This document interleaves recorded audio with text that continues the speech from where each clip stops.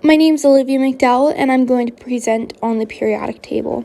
So if we look at this first slide of the periodic table of elements, you just see the basic periodic table layout and the elements listed.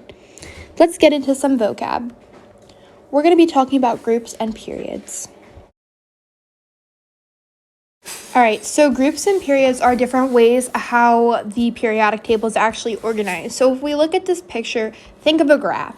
Think of the x-axis and y-axis. So we see that groups are along the x-axis, the horizontal lines, and periods define the y-axis, the vertical lines.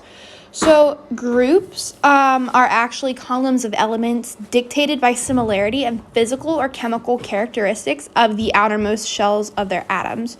There are 18 numbered groups, excluding the F block elements, which we saw in the first picture was the little block underneath the periodic table.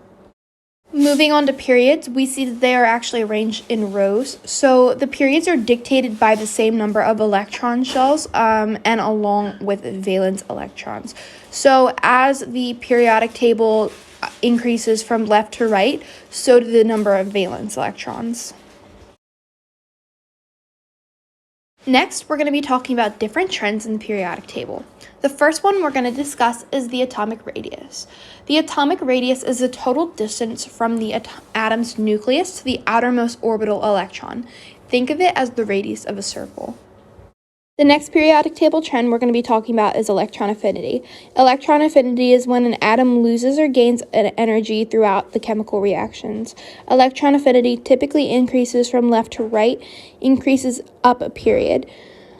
This is caused by the increase in the atomic radii that we previously talked about. Following electron affinity, we're going to be discussing ionization energy. Ionization energy is defined as the quantity of energy that is needed to remove an electron from a gaseous atom or ion. Ionization energy generally increases across a period and down a group. The last periodic table trend that we're going to be talking about right now is electronegativity. Electronegativity is what increases in the atom with its tendency to attract electrons of a bond. This is caused as you move across the periodic table from left to right.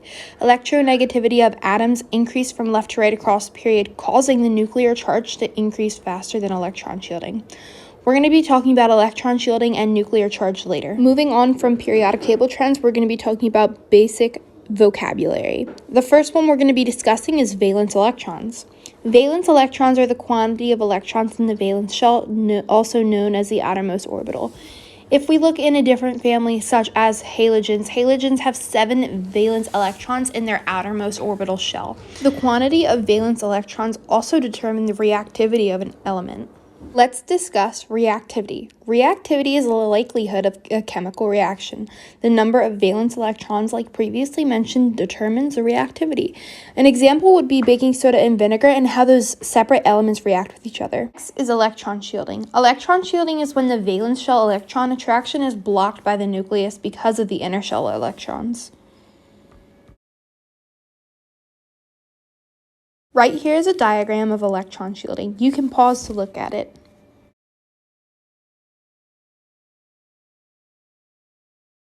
Next up is effective nuclear charge. Effective nuclear charge is the attraction of positively charged nuclear protons acting on valence electrons. Effective nuclear charge is always less than the total number of protons due to electron shielding. Typically, nuclear charge increases as electron shielding remains constant.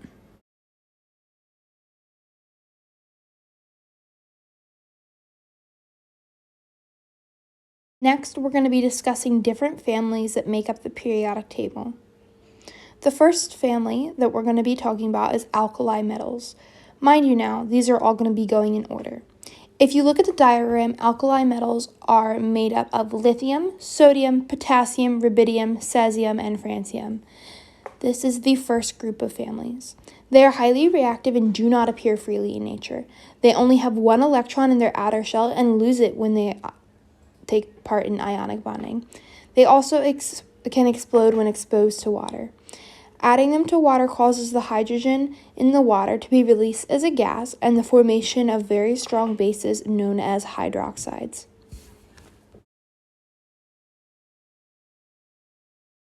Next, we're going to be discussing the next family, alkali earth metals. They are the second family. Alkali earth metals consist of beryllium, magnesium, calcium, strontium, barium, and radium. They become increasingly soluble with a decrease in temperature. They are also highly reactive, but however, they have two valence electrons. When they are mixed in solutions, they form basic alkaline solutions. They have low electron affinities and electromagnetism and a smaller atomic radii than alkali metals.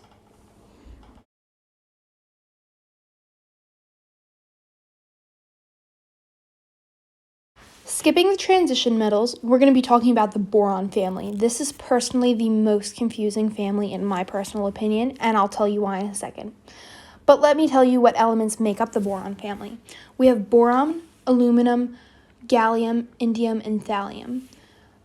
So the boron group has 3 valence electrons and is actually classified as a nonmetal. The boron group is known as a trace element in humans and is found in natural biology and plant chemistry. Lack of boron elements can exhibit plant growth and decomposition. The elements show increasing reactivity and get higher in atomic mass as they get higher in atomic number. So boron is actually the only member of this family because it's a metalloid. The rest you could technically consider as the aluminum family because they aren't metalloids like the boron, and that's why it's so confusing. Following the boron family is the carbon family. The elements that make up the carbon family include carbon, silicon, germanium, tin, and lead.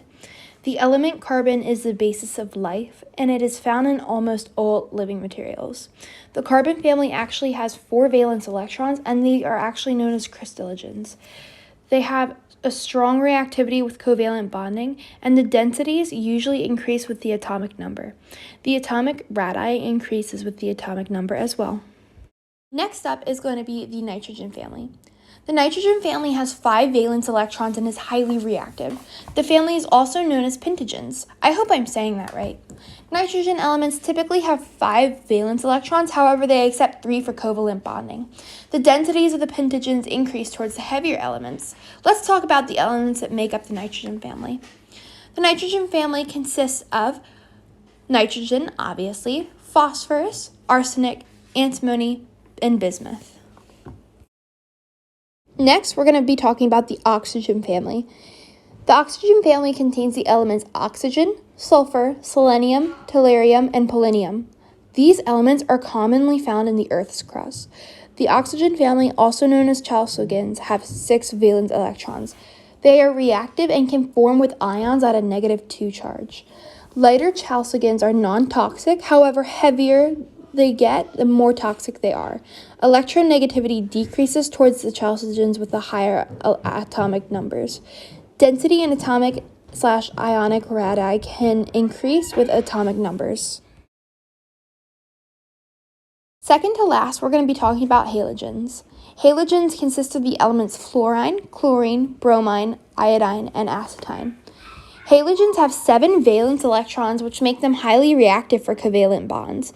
Halogens also have very high electronegativity, and they are very reactive with alkali metals and alkali earths, with low ionization energies, of course. Halogen means salt former. The halogens form salt when they react with metal. The halogens will typically take an electron from a metal or even a weaker nonmetal to complete the desired octet. The ions formed by this transfer of electrons to the nonmetal are negatively charged because they have more electrons than protons. They are called anions. Fluorine is an element with the most electronegativity on the entire periodic table. And we obviously already talked about electronegativity. Next, we're going to be talking about noble gases. The elements that make up noble gases are helium, neon, argon, krypton, xenon, and radon. These elements are unreactive due to the fact that their outer shells have 8 electrons, except for helium, which actually contains 2. These elements are fairly unreactive and they have very low electromagnetism and low boiling points. They are monatomic gases. These gases were not discovered until the last 5 years of the 1800s, and they are actually extremely rare in nature, and no one knows or knew what helium was until it was discovered to exist on the sun. That's all for my presentation on periodic table and the periodic table trends. Thank you so much for watching.